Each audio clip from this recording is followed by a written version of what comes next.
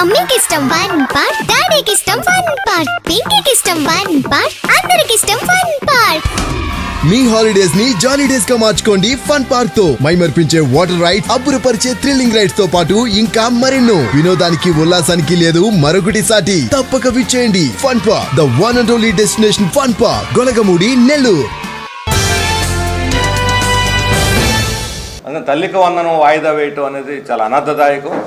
కానీ ఈ బడ్జెట్లో తల్లికి వందనం నిధులు కేటాయించి ఈ అకాడమిక్ ఇయర్లో పిల్లలకి ఇవ్వాల్సినటువంటి అవసరం ఉంది.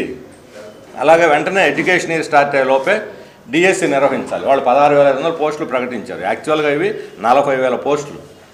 అంటే 40,000 పోస్టులు ఆల్రెడీ 24,000 పోస్టులు కోత పెట్టేశారు.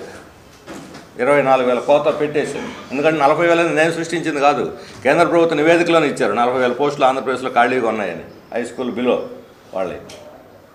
ఇప్పుడు ఈ మెర్జింగ్ వల్ల 30,000 పోస్టులు రద్దు చేసేసారు.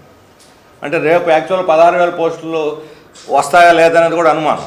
వాళ్ళని ఏ రకంగా అడ్జస్ట్ చేస్తారనేది.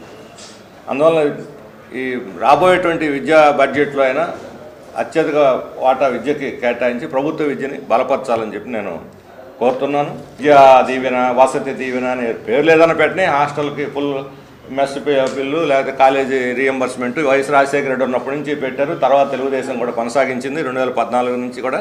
కానీ ఇప్పుడు ఈ సంవత్సరం లేదు, అమలు చేయలే. ఇప్పుడు ఫీజులు కట్టకపోతే హాల్ టికెట్లు ఎవరు, పరీక్షలు కూడా రానివ్వరు. భారం, హైయర్ ఎడ్యుకేషన్ అనేది ఈరోజు తలకు మించిన భారంగా మారుతూ ఉన్నది.